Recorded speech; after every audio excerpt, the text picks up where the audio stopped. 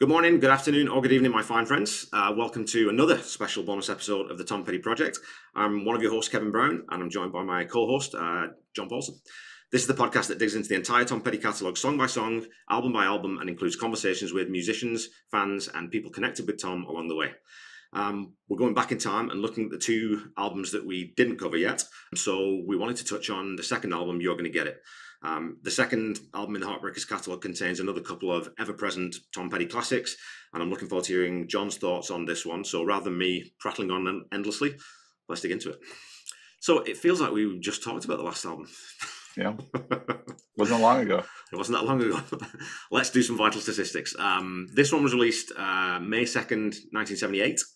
Again, the label was Shelter Records, distributed by ABC, and again, the producer was Denny Cordell, with additional production on this one, though, from Noah Shark and Tom Petty. So this was the first time Tom was credited as a producer, and that was, of course, the thin end of the wedge because he had his hands very firmly into every album after that. And also Noah Shark, who actually decided on the name of the album and the artwork. The band wanted to call the album Terminal Romance, which I'm not sure is much better as an album name. And of course, the original artwork was supposed to be a photograph by Anne Leibovitz, which I think would have been interesting. I don't think I've ever seen. The running time for this one, again, is even shorter than the first at 29 minutes and 38 seconds. And so I think the longest song is 3:24 on the album. And the singles from this one were I Need to Know, which was number 41 on the Billboard charts, number 46 in Canada, and Listen to Her Heart, which was number 59 on the Billboard. It's crazy how good some of the songs on the first two albums are without the albums themselves being as good as the rest of the catalogue. So I think let's just dig straight into some of these songs. And one of the first ones we sort of identified was Hurt. Give me your thoughts on Hurt. Yeah, I like Hurt. This is one that popped up as I listened to this, 5 times or 6 times over the last couple of weeks. I think the piano was really cool at the start. Tom's vocal has some flair. This definitely surprised me a little bit. And looking at the history of the track, I think he said that he wanted it to sound like a Dolly Parton song. Yeah, which was really fascinating to me, that Dolly Parton was not only just on his radar, I'm sure everybody knew who she was, but then to try to emulate what she was doing, or sort of use her music as an inspiration for his. I think that's really cool. I'd love to hear her do a cover of Hurt. This one definitely jumped up, and it maybe might make the top 3 here. I'm trying to figure out what my third song is going to be, but I really like this track. And it's got that again. It's sort of you've got, like I said, you've got that long sort of atmospheric intro to the song where you're not quite sure initially where it's going to go, and then it sort of breaks into a pretty typical, I'd say, early Heartbreakers song, but then it goes up a notch in the bridge. And sort of written in the episode when I covered this, it's got a sort of a Beverly Hills Cop, Harold Faltermeyer feel to the bridge, and I stand by that comparison. It's a good thing because it gives it that sort of movie soundtrack dynamic to it that sort of, I think, elevates a song that could have been a little bit more ordinary, but with that intro and that bridge, it really kind of gives it more punch to me. Yeah, I think you look at it, it's a little bit different than the 2 big songs on this album. So it's something a little different. It shows his ability to be versatile in his songwriting, which is, one of the things that stands out in these first few albums is that he jumps around a little bit from genre to genre and is able to pull from different areas. Yeah, definitely. And so then into, again, something that sounds completely different to that, Too Much Ain't Enough, which I'd said was, it's like a wicked, sleazy slide and blues shuffle. Again, they had that real shuffle in a lot of these early songs. And if I had to pick one Heartbreaker song for ZZ Top to cover, it might be Too Much Ain't Enough. I think that would be kind of cool to listen to, Billy and Dusty thrash that one out in the middle section. So yeah, this is a good track. It's a good upbeat rock track. I think it's sort of, I wouldn't say it pales in comparison to I Need to Know or Listen to Her Heart. And I think part of this is that I've heard those songs so many times on the radio and they're just ingrained in my soul. Whereas Too Much Ain't Enough is something that comes on. I'm like, oh yeah, this is a pretty good track from that, that time in his career, that era in his career, first few albums, still trying to find himself. But this is a good one that I don't skip. And I think it's got a catchy enough chorus that it's fun to listen to every once in a while. Yeah, and it's got a killer guitar sound on this one. Again, that's, I think, one of the things I love most about Mike Campbell. He's not Satriani sort of level virtuosity, but the one thing that he was always superb at and consistently throughout his career is picking exactly the right guitar tone for the song. And this one again, it's like a searing lightning bolt kind of lead, right? Like it just really rips into you, and then it's backed up by that. The drums are mixed so flat, but they're relentless, and it's got again that sort of that shuffle snare hit. It's so cool. Yeah, it's one that maybe could have been released as a single and wasn't. There was only 2 singles released off this album, which is interesting when you think about it. You think usually at least 3. And this might have been one that could have gotten some radio airplay. Yeah, I totally agree with that. Now, speaking of the singles, though, again, you've got 2 songs off this album that are just different level to pretty much anything else that was going on at the time. So I Need to Know, of course, it's, again, it opens with that electric, just sort of relentless driving riff. Yeah, this is it just kind of goes back to our previous conversation where why are we putting this at track 6? Listen to Her Heart, track 7. Listening to this album several times in a row, there's some good stuff on that first side, and then all of a sudden I Need to Know hits you, and then Listen to Her Heart follows it up, and you're just like left kind of scratching your heads like, this is such amazing music, why are we bearing it on the second half of this album? Yeah. I Need to Know is just a banger. Whenever he played it in concert, the fans loved it. It up tempo. He didn't always play it. This was probably I think between I Need to Know and Listen to Her Heart, I don't know that they would always play both. They usually would play one or the other, and it was usually Listen to Her Heart. I think that was the more popular one with the fans. But I Need to Know definitely saw it live several times. I think Stevie Nicks did a pretty good cover of it as well on a show with him, or maybe on her own. But it's a great track. It's just a banger. Yeah, I think Stevie Nicks, wasn't that on the like that PBS special? Wasn't it on that one where she comes on, she does Inside Her, I think so, yeah. Dragging Your Water, and then I think it was Need to Know. Yeah, I think that's the one. And I think Tom even says this is the way the song should be sung, which is possibly generous, but well, it's always like his relationship with Stevie is hilarious. Just in that Stevie really wanted to just join the Heartbreakers, and he kept telling her there's no girls in the Heartbreakers, but she was like the big sister, little sister, I think, little sister, that just wanted to be a part of the band and was always hanging around, and eventually got herself, spots on the 30th anniversary tour, I think, and playing a lot of shows with her when she was around. So it's just a funny, cool relationship between those 2.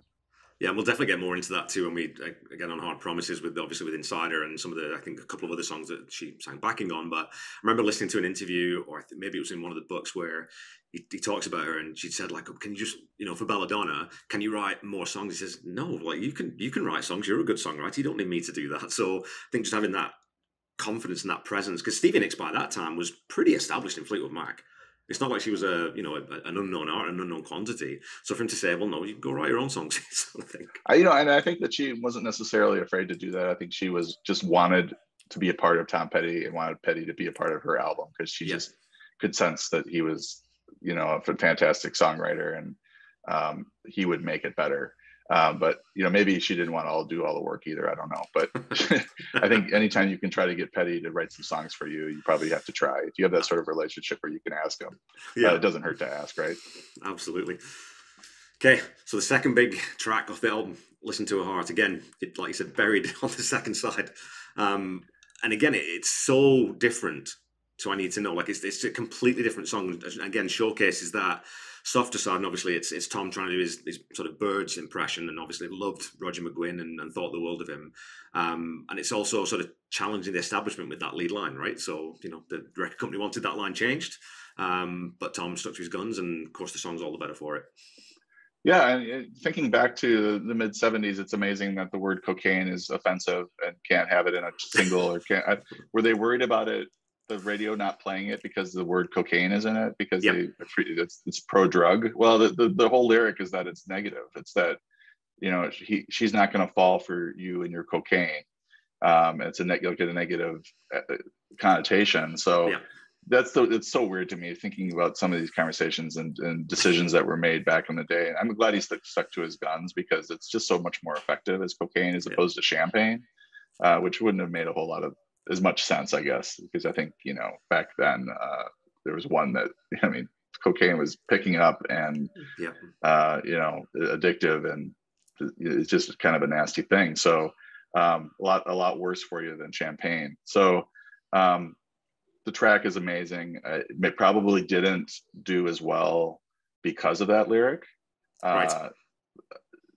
Probably would have been, it was already one of his biggest hits, certainly at that time, but looking at his discography as a whole, it's up there. I mean, your Listen to Her Heart is probably top 10 song, I think, in terms of structure and catchiness and all that. So fantastic, just a fantastic track. And again, it's like moments of absolute sheer brilliance amidst, some good songs and some kind of songs. And again, putting it seventh. Like, I would love to see all the best songs that were seventh in the track list, in a list, and see where, like, of all the classic rock artists out there, and just see where Listen to Her Heart would rate, because I would have to figure it's up there.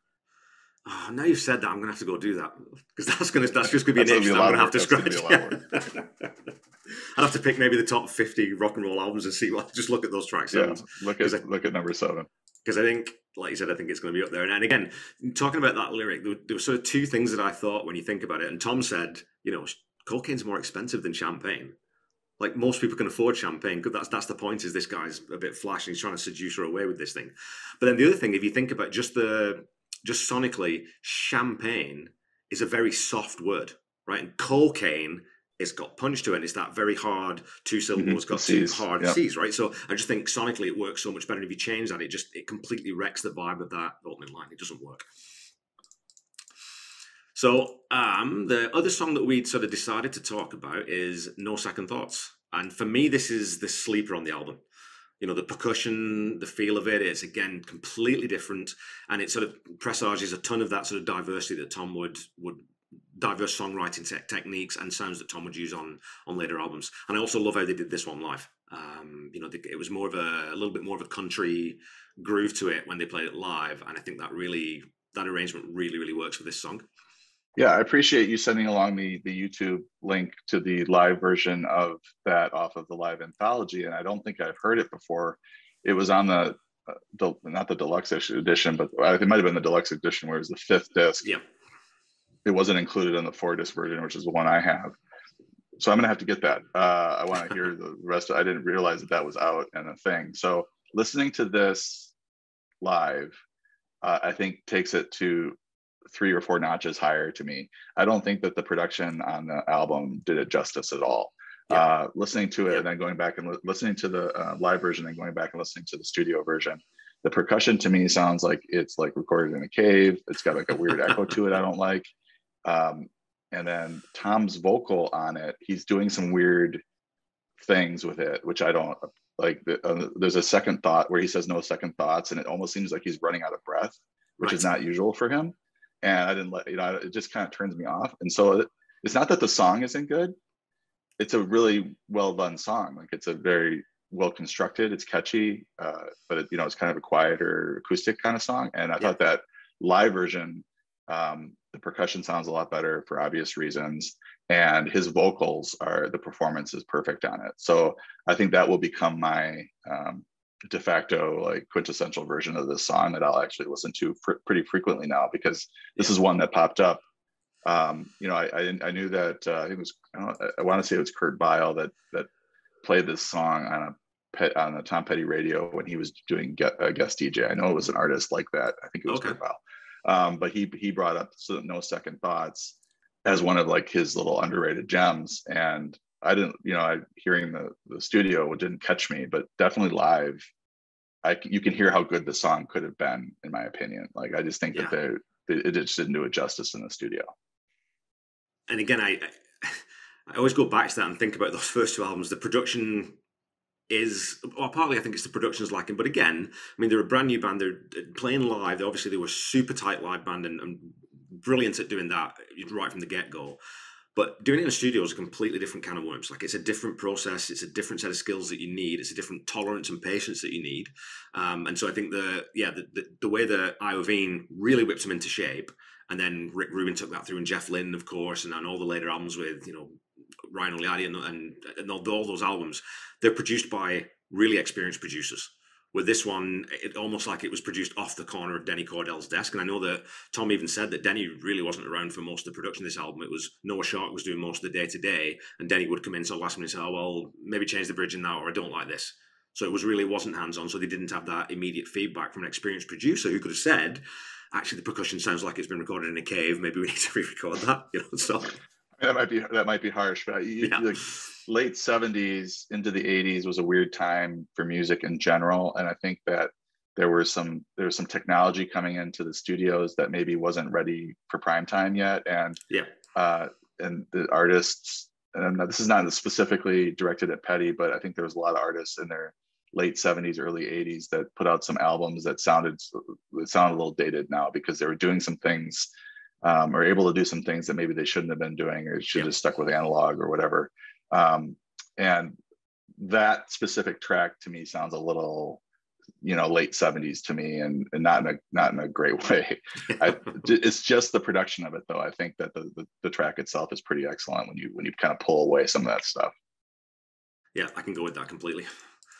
Okay, so, and I mean, I think this album has the song that I would rate probably as the song I would rate lowest of everything that Tom put out, and that song's Restless.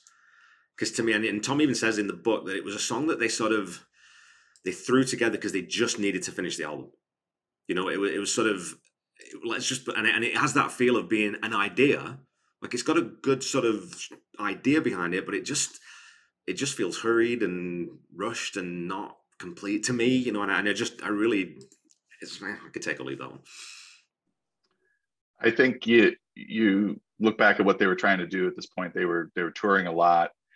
They basically wrote the second album so they would have more songs to play live, which I thought was an interesting reason to play, to record an album.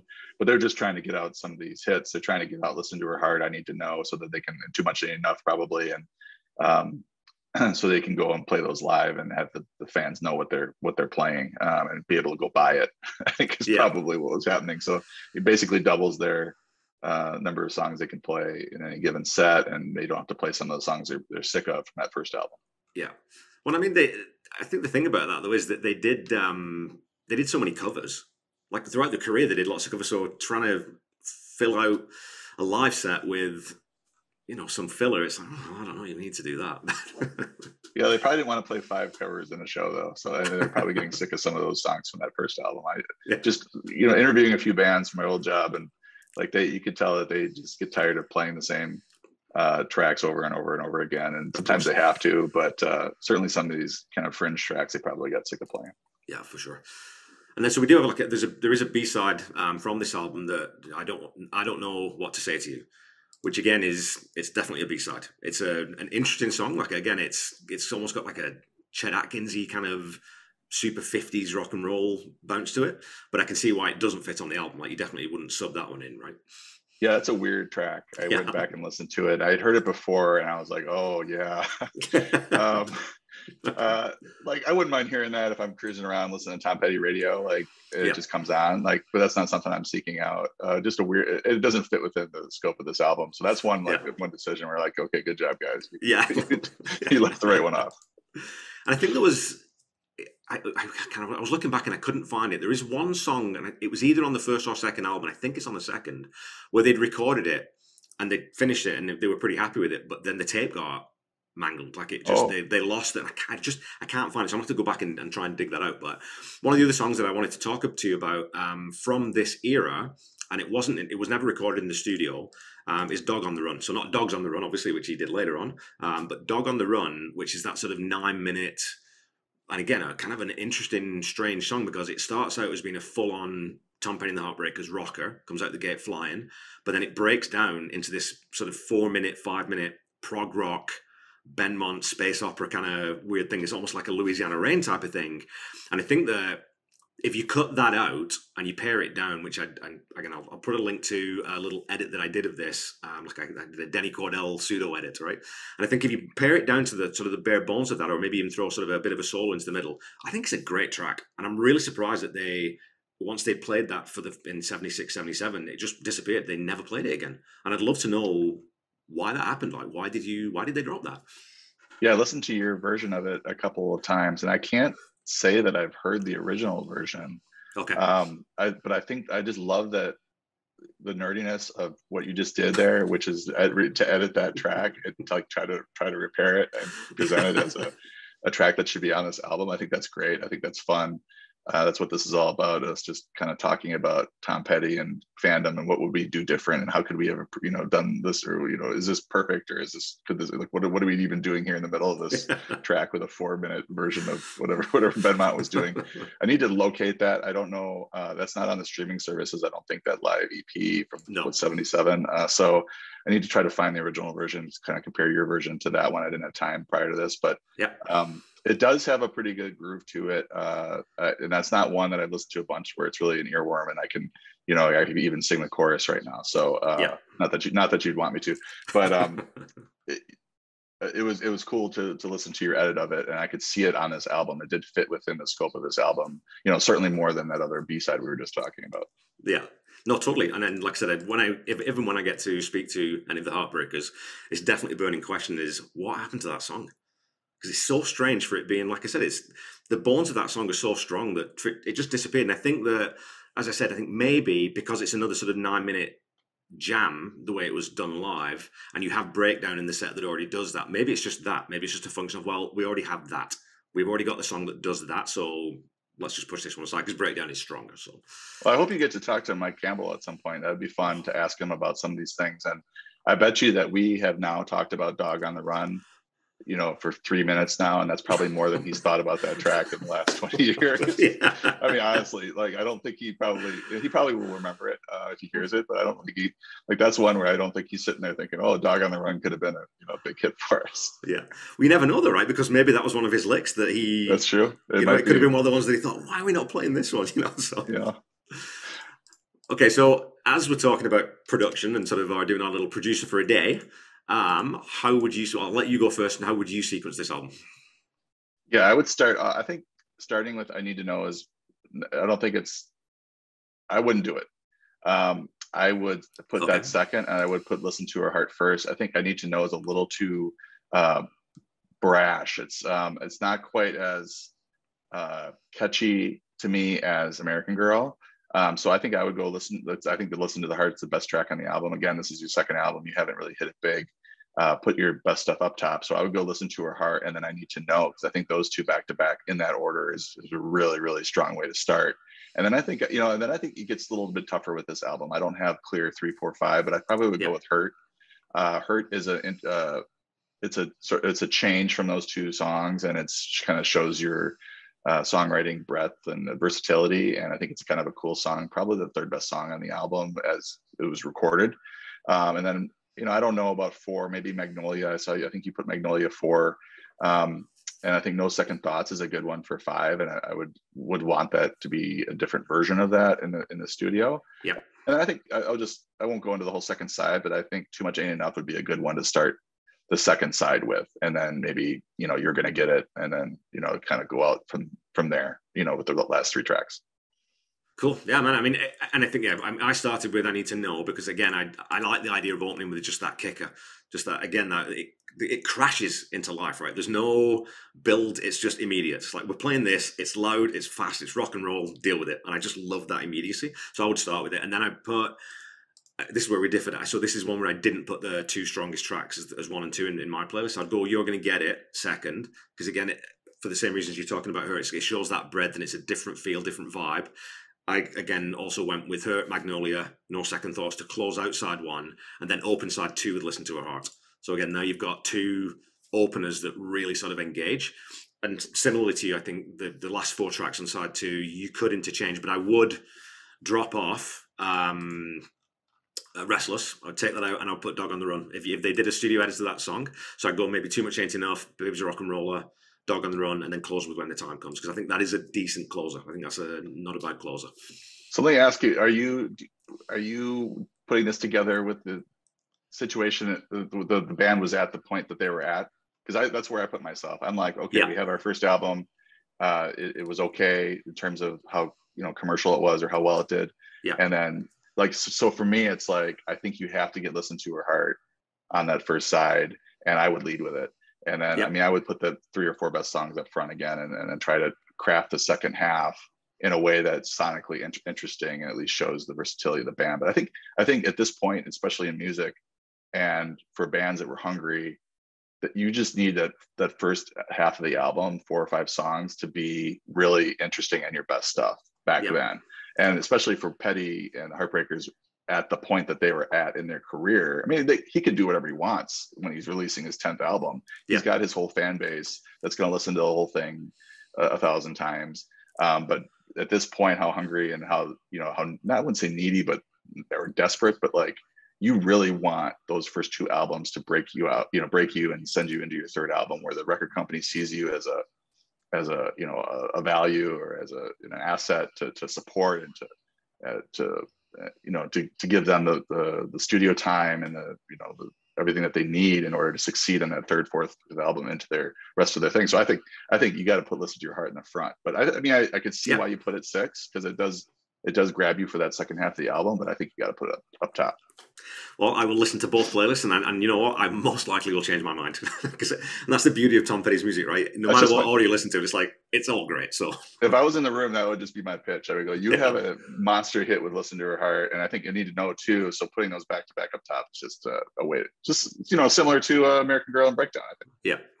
No, you've convinced me. I think you're right. So you've convinced me, and I think it goes back to partially what we were talking about. Right, this was an album that was at least partially written just so they had more songs to go out on the road with. So you do get that feeling overall that it's a bit hurried. It's not been quite thought out as much, maybe, as some of the songs. Like I said, the production on a couple of the songs aren't quite where they could have been. Restless is just not quite there. It's not been polished as much as Tom usually did. So you get that sense of, again, not sophomore slump, but it could probably been a little bit better presented as an album, I think. Yeah, I mean, I think there's a saying that you have 18 years to write your first album and then 18 months to write your second. And that might even be more compressed in some of these situations. The other thing that I think is interesting is the album title, because I don't really I have a tough time taking it seriously because it's got an exclamation point in it, and you're gonna get it. And I'm like, why are we picking that song as the title track? I mean, usually the title track is like something like one of the best songs or the top songs on the album, or it says something that encapsulates the whole album. Yeah. But you're gonna get it with an exclamation point. I think was a misstep too. I would love to hear these conversations. You can just sit there and just be like, okay, that's how that happened. Okay. No kidding, hey? Be great to talk to Noah Shark, right? To find out what you're thinking, dude. Because I mean, even the album cover, it's so. Again, it's one of those things that it just does. It hasn't aged. Like, it looks like a 70s rock album cover, right? It's just kind of cheesy and really super saturated blue. And it's like, man, this is a bit weak. I mean, it almost looks like an early 80s. Like they were ahead of their time, I think, with some of the fonts and the colors and stuff that they're using there. And I think. I'm not 100% sure, but I think that this was the record where the engineers were dropping acid every day. I think there was a quote watching the running down a dream documentary where he was saying, well, it worked for them. We weren't doing it, but they would basically drop acid and come to the studio. And so, I mean, I could see how that's maybe playing into some of these decisions, because if you have somebody that's tripping, maybe you end up with that album cover, that album title, maybe just a list of songs in this order. Yeah. That's a fair point. So it's what we're saying. It's a Tom Petty song on acid. That's what we'll call it. Yeah, maybe. Yeah. Yeah. I mean, it's funny because at its best, it's as strong as the debut, but on average, I think it's definitely a little bit lower. Just the songs aren't quite on average as good overall, despite the two sort of best songs being as good as American Girl and Breakdown. Yeah, and I think if you take out the two, and I would call them two country rock songs from the first album, and you kind of put them on a play, or you remove those two, and the other 8 you put on with these 10 songs, that this sounds like one group of songs, or like this was their era of this. And before you even get into Damn the Torpedo Sessions, like this was this era, and they didn't have a whole, like there was not a lot of country-ish stuff on this album that I can remember. Magnolia maybe, but that was more of a birdsy type song. Yeah, there's no country flavor on this one. No. And then he did say he was trying to do a Dolly Parton with Hurt, but I didn't catch that. I wouldn't have said, oh, this sounds like a Dolly Parton song. That just is what he said. I'd have to trust him on his word there. Well, it's funny too, though, because I think, those influences, because you hear artists talk about those things a lot, right? Who my influences, and sometimes Dolly Parton, like you're Slipknot, you listen to Dolly Parton, like really? Is that how does that work? Like, how does that influence? But it's what you take from it, right? It's not saying that he wanted to write something that sounded like Dolly Parton necessarily sonically. It's always going to sound like Tom Petty, but just drawing inspiration for maybe the structure of it or the lyrics. Yeah, of it, structure. Right? So, yeah, or melody. Yeah. Yeah. Okay, let's do our top threes, and I'll go first for this one then. So again, I don't think we're going to be in too much disagreement with "Listen to Her Heart" and "I Need to Know." Definitely 1 and 2, and then for me it's No Second Thoughts, because, like you said, it was a song that I definitely missed the first couple goes around, and then when I went back to listen to it for the album for the review episode, it stuck in my head, and I was humming that and listening to it over and over and over. And again, once I heard that live version, it's like, oh man, this is a really top-notch, top-quality song. My first season guest, Dallas Elliker, and I, we're actually going to try and do a cover of it. We're going to see if we can do a remote cover of that one, and maybe just do guitar and vocals, or guitar, piano and vocals, or maybe we'll do a sort of a more full arrangement. But I'm going to have fun playing with that and seeing what we can come up with as well. So that's my three: Listen to Her Heart, I Need to Know, and No Second Thoughts. Okay, I'm going to go with Listen to Her Heart, I Need to Know. And I think that if we track my streams, listens from this point forward, it's going to be those two. And then it'll probably be the live version of No Second Thoughts is my third most listened to. But I don't want to put this studio version on it. I'm going to go with Hurt, because I think that's the other standout track. I mean, I think Too Much Ain't Enough is an interesting track as well. I listen to that once in a while. But I'm going to go with Hurt as the third one. I think that Hurt I gave an 8. I think I gave that an 8 as well. So yeah, great track. And I wouldn't disagree with that. And again, maybe I'll do an EP. We'll do a 4-song EP with all 4 of them, and maybe I'll even throw the live version as the version of No Second Thoughts. So okay, any final thoughts on the second album? I think we talked about it. I think we agree. The highs are still pretty high. They're up there with American Girl and Breakdown. I would put those two ahead of Listen to Her Heart and I Need to Know, as far as if you're taking like a 2v2, which is gonna win. So maybe a little bit of a step back from them in terms of their peak at this point in their career. But the album serves its purpose, because there's enough here that they can add 4 or 5 songs to their set list, and that's why they wrote the album and released it when they did. They wanted more songs to play live, so I think it served the purpose, and it takes them into that third album, which is crucial. Jimmy Iovine talks about how important that third album is. You either put up or shut up, and I think these 2 albums serve their purpose in getting them to that point where they could attract a producer like that who could get Damn the Torpedoes out of them, because they did have the hits here. So that's sort of where I would put it. This is not one I would pull out and play a lot, I don't think. I think towards the bottom of his discography for me. But again, he's got the 2 rock solid greatest hit type songs on it as well. At 6 and 7, by the way. I don't know why. I still don't know why they put it at 6 and 7. And again, it's a great point too, though, because I think that when you listen to this album, you definitely don't hear Damn the Torpedoes coming as the next one.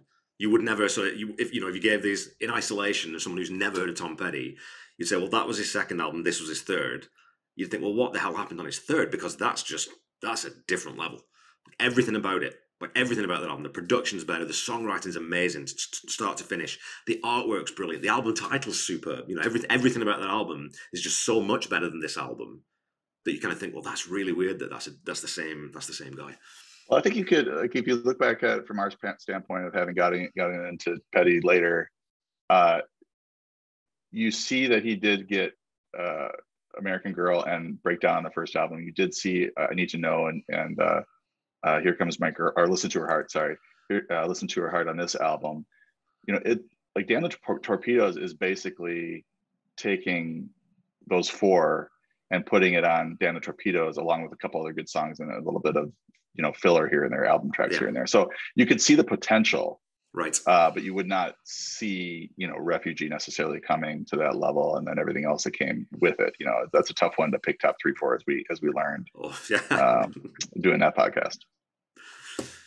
Right on, man. Okay, well, we'll wrap this one up, folks. So we've got our first two albums we've given you as bonus content. We will be recording an album wrap for Hard Promises, which I'm really looking forward to. And I think that's going to be very hard for me to pick three from, for sure. Again, if you're enjoying these conversations, come talk to me and John on social media. You can find me on Facebook and Instagram at The Tom Petty Project, and on Twitter at Tom Petty Project. You can also find John on Twitter at 444_John. So that's number 4, FOR, number 4_John. Come talk to us. Come tell us what we got wrong. Come tell us what we got right. We would love to hear your thoughts. And we'll see you again fairly soon to talk about Hard Promises in a few weeks. So we'll leave it there and we'll say bye-bye.